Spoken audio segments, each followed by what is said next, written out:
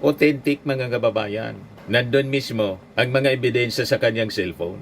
At pag na-retrieve ang mga ebidensyang yon ang mag-pipin down mga kababayan mismo kay Sara Duterte. And kanina, mga kababayan, sinundan pa ng pag-file ng plunder, bribery, malversation laban kay Sara ng grupo ng mga civil society.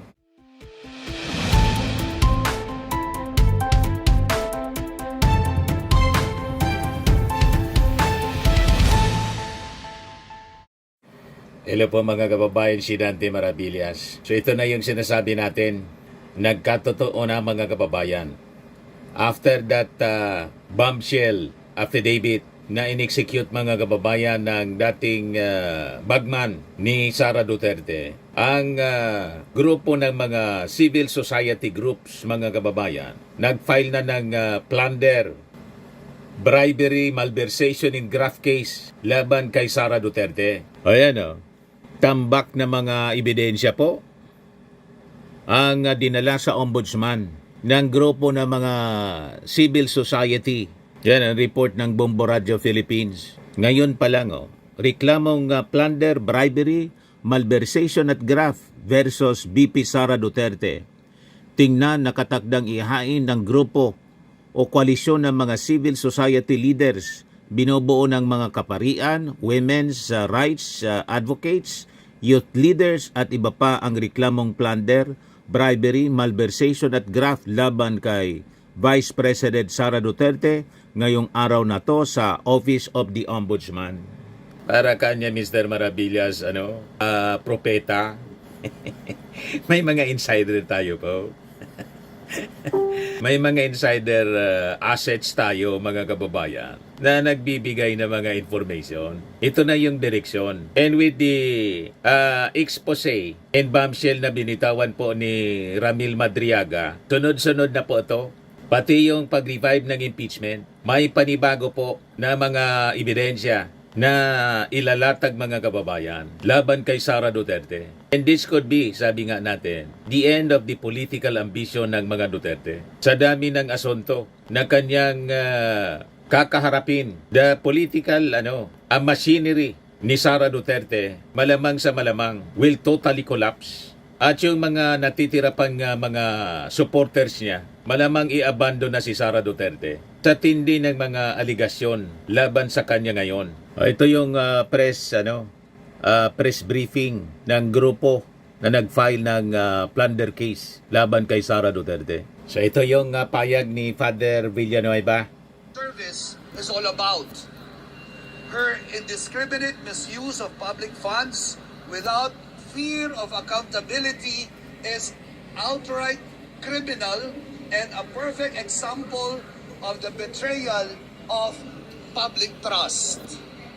Today, we call upon the institution of the Ombudsman to put an end to this Nasa Office of the Ombudsman sila. The system of checks and balances as enshrined in the Constitution.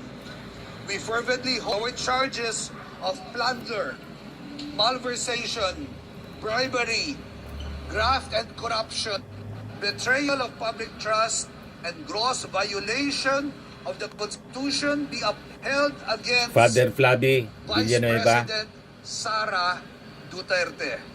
And she at least be called upon to account on hundreds of millions of confidential funds that she plundered. And if she fails to do so, she should no less than be found criminally liable for it. Maraming salamat po. Sir, Father, para po sa publiko, para po mas maintindihan, ito po ipapaliwanag kung bakit kailangan pong maharap sa ganito pong mga reklamo si Vice President Sara Duterte. Para sa ating publiko, ito ay ating ginagawa upang ipakita na ang accountability ay nangyayari at hindi kami matitinag sa pagharap o pagsusuri sapagkat ang confidential funds ay public funds. Ito ay dapat suriin kung ito'y ginamit sa tamang pamamaraan. Sir, Father, sinabi na nga po, confidential funds it's confidential. Why do you think the publishing of confidential funds were in fact it's confidential. Confidential funds is also public funds. When there is when there is the slightest feeling and sabihin nating pagdududa na ito ay ginamit sa maling pamamaraan, then the confidence by nature is preceded by accountability. Hindi dapat magtago ang isang taong gumamit ng confidential funds sa confidential nature. Accountability takes precedence before that confidential fund. Pero pa, sir, kasi baka yung confidential kasi ito will concern national security. Paano kung ma-divulge yung mga nagsasabing yung mga sinasabing things? Hindi po ba dapat ang national security will be first and foremost before your accountability? Tama. At ito yung dapat nilang ipaliwanag sa tamang plataforma. Ang problema, hindi naman nila pinaliwanag na maayos eh. Very evasive sila to begin with. And COA itself has already determined that there were misuse and there was a manner of the confidential funds not brought to its proper use. Ano po yung malinaw na nailista niyo po doon ng mga nagawa po ni Vice President Sara at ng DepEd at ng OVP? To begin with, meron tayong nakitang 612.5 na pera na withdraw, na ginamit, ngunit hindi may paliwanag. Yun ang isa sa nais natin hanapin, harapin, at mapakinggan kung ano nangyari dito. Saan po kayo ka-confident na uusan to under Ombudsman Boying Ibonia? With a prayer, with the facts that we have presented and have assigned our signatures, we pray that this will be heeded and uusad ang kaso upang mapanagot kung dapat may panagutin. Kung walang tinatago si Sara Duterte, humarap siya. Pero Sir Father, kasi of course, sasabihin ng mga supporters ni Vice President Sara Duterte, it's just a political ploy. I mean, lahat kayo galit kay Sara Duterte, you want her out of Vice Presidency. Ano po sabi po? Galit po tayo sa nanggagamit, galit po tayo sa kasinungalingan, galit tayo sa nagbabaluktot ng katotohanan. Walang politika dito. Bilang pari at simbahan, the truth has always been enshrined in the gospel, and that is why I'm here. Pero Sir, ganun ilan kayo asahan natin na gagawin ni Ombudsman Remulla, VP Sara Duterte is impeachable officer, and thus may immunity from suit din siya in a way. Father, ano po inaasahan natin sa Vice President? Not the Vice President. So can you clarify that? Ano clarify that? I'll allow my friends to also respond to that. Please. Lapit ko kayo po, sir. Isidro Magno. VP Sara Duterte po ay hindi immune sa si VP Sara Duterte po ay hindi immune sa kaso, no? Nakita natin sa deliberation ng House of Representatives at ito ay sworn statement ng mga empleyado mismo ng DepEd, yung abuse sa paggamit ng confidential fund. Pero yan pa na ebidensya labas, hindi pa natin nakikita ang si VP Sara, hindi pa lumalabas ang report ng Department of National Defense kung saan nga ba dinala ng pondo yung mga saan dinala yung pondo na binigay sa security ni VP Sara. Yan po ay may malinaw na kautusan na nag-investiga ang DND pero hindi pa nakikita. So naniniwala po tayo na with this petition for the Ombudsman to do further investigation, in fact, mas makakalinaw to sa lahat. Lalabas ang facts, lalabas ang ebidensya, at mas makakalinaw ang taong bayan kung paano nga ba inabuso ang pondo ng Ma'am, yung confidential. pagbukas ng mga So, bank account. malamang konektado doon sa expose niya, no? Sa affidavit ni Madriaga. Kita yung flow of money. Yan ang mag-establish ng kaso ng plunder. Paano siya nakikinabang sa mga pondo na dumaloy. Yung sa 33 bank accounts. 33 to 35 million pesos na disclosure dineliver po. Sa Anti-Money Laundering Council patungo sa Ombudsman. At yun yung inaasahan natin. Dahil yun naman ang function ng Ma'am, you Ombudsman. mentioned po yung mga fictitious names, yung Mayor Grace Campos. Go ahead na. Yes. So, So yan na mga kababayan, sinumpaan na nila yung reklamo sa Ombudsman.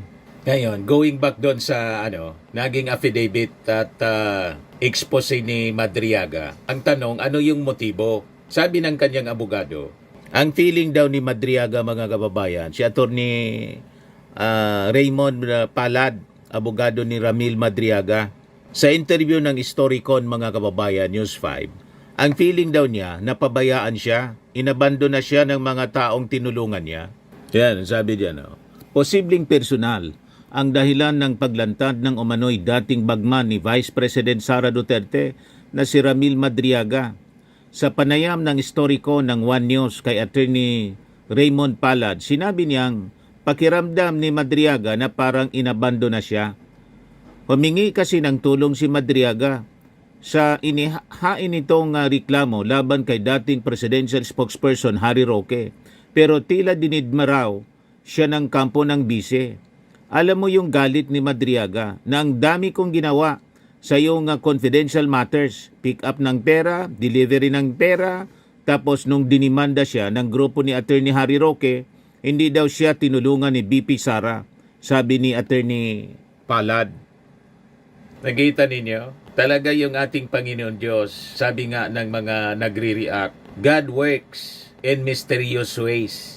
Ganon, mga kababayan. Can you imagine na ang maging dahilan pa nito, yung pag-file ng kaso ni Harry Roque laban dito kay Madriaga at hindi tinulungan ni Vice Presidente Sara Duterte. Ayan, nagalit tuloy. Feeling niya inabando na siya. Binulgar yung mga baho ni Sara Duterte. Pati ng kanyang asawa na si Man Scarpio.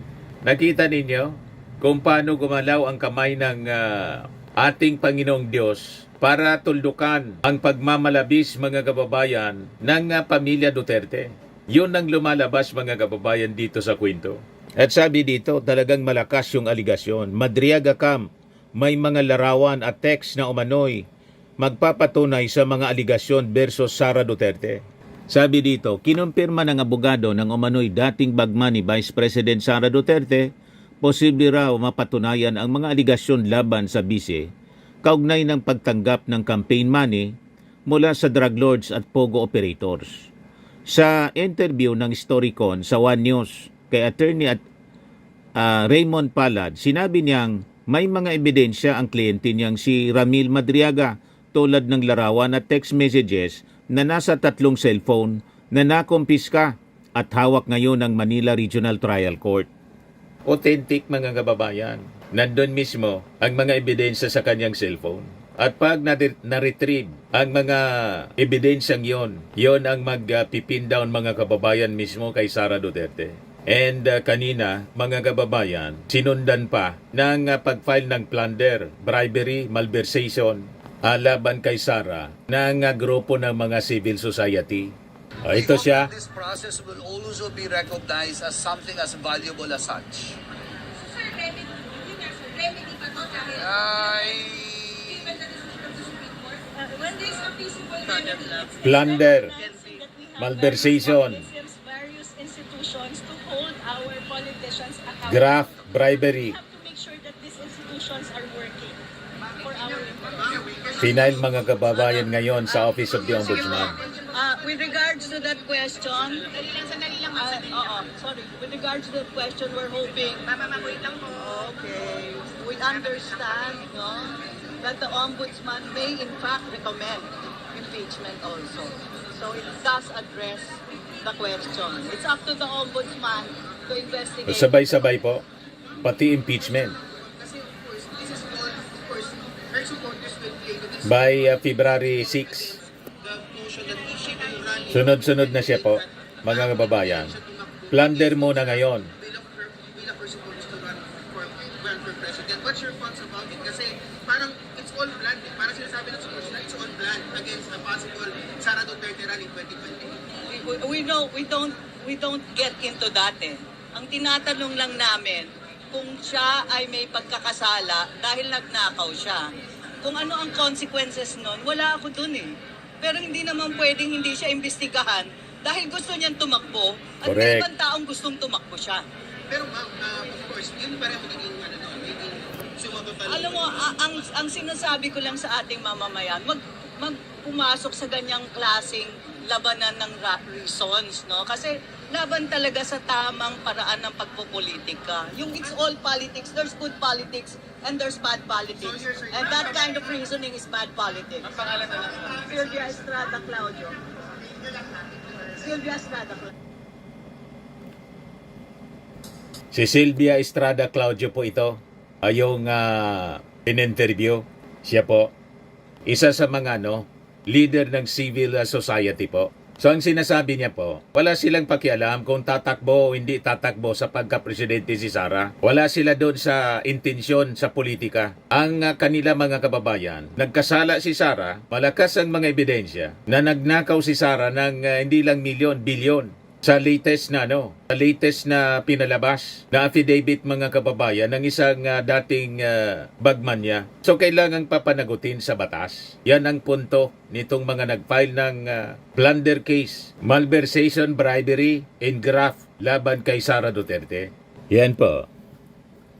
Civil society leaders have filed multiple criminal complaints including plunder, bribery, malversation, and graft against Vice President Sara Duterte and 15 others over alleged misuse of 612.5 million pesos. So hindi pa dyan kasama, mga kababayan, yung nasa affidavit ni Madriaga. Malamang yon ang isusunod po. Yung naging expose, bombshell ni Madriaga po sa isang amended complaint or baka ibang grupo ang mag-file ng kaso laban kay Sara Duterte gamit yung naging affidavit po ni Ramil Madriaga. So, yun ang aabangan po natin sa mga susunod na araw. So, yun lang po ang ating short video ngayon. Atid sa inyo ng napakagandang product from Australia. I am Worldwide Amazing Pure Organic Barley Powdered Drinks Mix from Australia. Yung gusto mag-try po nito, napakaganda po ito sa mga cancer patients at for cancer preventions na rin po. Mag-message na lang po kayo sa amin. Sa aking anak na architect entrepreneur, Riz Maravillas. So lagi nating tatandaan mga kababayan sa buhay, you become what you believe. Ako po si Dante Maravillas. Bye-bye. God bless.